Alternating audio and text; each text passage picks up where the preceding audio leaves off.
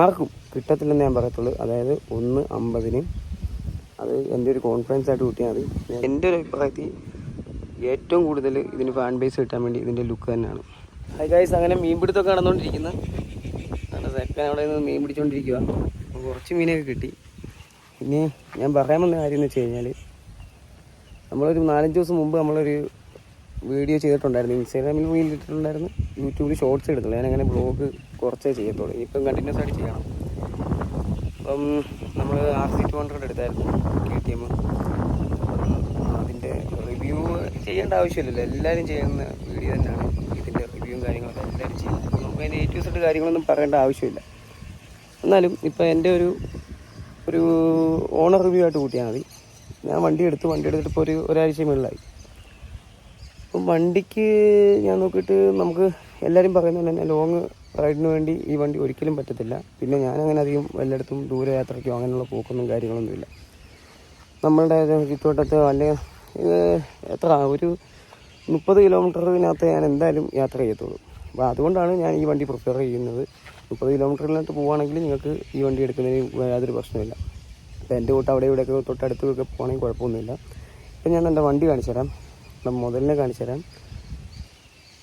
RC200. അതും ഈ വണ്ടി നിർത്തിയിട്ട് ഇപ്പോൾ 5 വർഷമാകുന്നു. എനിക്ക് ഈ കണ്ടീഷനിൽ എങ്ങൊന്നും ആർക്കും കിട്ടത്തില്ലെന്ന് ഞാൻ പറയത്തുള്ളൂ. അതായത് 1.50 അത് എൻ്റെ ഒരു കോൺഫിഡൻസ് ആയിട്ട് കൂട്ടിയാൽ മതി. അല്ലെങ്കിൽ നിങ്ങൾക്ക് കമൻറ്റ് ചെയ്യാം. അപ്പോൾ ഞാൻ വണ്ടിയും കാര്യങ്ങളും കാണിച്ചു തരാം. എനിക്ക് ഓടിച്ചിട്ട് പിന്നെ പ്രത്യേകിച്ച് കുറ്റങ്ങളൊന്നും പറയാനില്ല. കാരണം അതിൻ്റെ പോസ്റ്റർ എനിക്ക് ഓൾറെഡി ഭയങ്കര ഇഷ്ടമാണ്. ഞാൻ ആ വണ്ടി 10 വർഷമായിട്ട് ഞാൻ ഓൾറെഡി എന്താ പറയണ്ടേ, ഈ വണ്ടി അല്ലാതെ എനിക്ക് വേറെ ഒരു വണ്ടിയും എനിക്കിഷ്ടമല്ല. വേറെ വണ്ടിഭ്രാന്തന്മാരൊന്നും നമ്മളെ കൊല്ലാൻ പറ്റരുത്. ഞാൻ എൻ്റെ അഭിപ്രായമാണ് പറയുന്നത്. ഈ വണ്ടി അല്ലാതെ എനിക്ക് വേറെ ഒരു വണ്ടി ഇഷ്ടമല്ല. അതുകൊണ്ടാണ് ഞാൻ ഈ വണ്ടി തേടി പിടിച്ച് ഇപ്പോഴും ഇത്രയും വർഷം ഞാൻ അതിനെ നോക്കിയിരുന്നിട്ട് ഞാനിപ്പോൾ എടുക്കാൻ കാര്യം. എന്തായാലും ഞാൻ ഒരുപാട് പറഞ്ഞ് നീട്ടുന്നില്ല. ഞാൻ എന്തായാലും എൻ്റെ വണ്ടി കാണിച്ചു തരാം ഗൈസ്. 10 വർഷത്തെ എൻ്റെ സ്വപ്നമായിരുന്നു ഈ വണ്ടി എടുക്കുക എന്നുള്ളത്.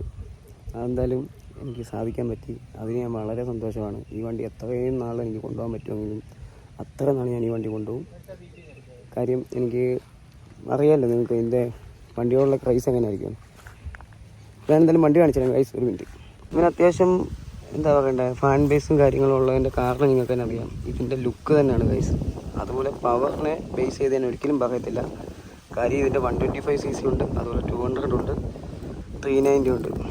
ഇത് ഓരോരുത്തരുടെ പ്രിഫർ അനുസരിച്ചാണ്. വണ്ടി എൻ്റെ ഒരു അഭിപ്രായത്തിൽ ഏറ്റവും കൂടുതൽ ഇതിന് ഫാൻ ബേസ് കിട്ടാൻ വേണ്ടി ഇതിൻ്റെ ലുക്ക് തന്നെയാണ്. നിങ്ങൾക്ക് ഇതിൻ്റെ കണ്ടീഷൻ നോക്കിയാൽ തന്നെ അറിയാം. ക്ലീൻ കണ്ടീഷനാണ്. നോക്കി, ഈ പ്രൈസിൽ എനിക്ക് കിട്ടിയത് എല്ലാവരും പറയുന്നുണ്ട്. ഈ പ്രൈസിൽ എനിക്ക് ഈ ഒരു കണ്ടീഷനിൽ കിട്ടിയത് വളരെ നല്ലൊരു ലക്കാന്ന് തന്നെ പറയത്തുള്ളൂ. ഇതാണ് ഗൈസ് എൻ്റെ ബൈക്ക്. പിന്നെ ബാക്കി കണ്ടിന്യൂസ് ഇനി ഓരോ വീഡിയോകളൊക്കെ ചെയ്യണം. എനിക്ക് അതിനുള്ള ഐഡിയയും കാര്യങ്ങളൊന്നും ഇല്ല. ഞാനിപ്പം തുടങ്ങിയിട്ടേ ഉള്ളൂ. ഞാനിപ്പോൾ വ്ളോഗൊക്കെ ചെയ്യാൻ വേണ്ടിയിട്ട്. ഞാൻ നേരത്തെ ചെയ്യുന്നുണ്ടായിരുന്നു, പക്ഷേ കണ്ടിന്യൂ ചെയ്യാം. എന്തായാലും നിങ്ങൾ കമൻറ്റ് ചെയ്യുക ഗൈസ്. വേറെ എന്തെങ്കിലും ഡൗട്ടോ അല്ലെങ്കിൽ ഇതിൻ്റെ വേറെ എന്തെങ്കിലും ഡീറ്റെയിൽസും കാര്യങ്ങളും അറിയണമെങ്കിൽ നിങ്ങൾ കമൻറ്റ് ചെയ്യും. ഞാനിപ്പം അതിന് റിപ്ലൈ തരാം. അപ്പോൾ ഗൈസ് ഇത്രയേ ഉള്ളൂ. ഇതാണ് നമ്മുടെ മുതൽ. എന്തായാലും അടുത്ത വീഡിയോയും കാര്യങ്ങളൊക്കെ ആയിട്ട് പിന്നെ വരാം. ബൈ.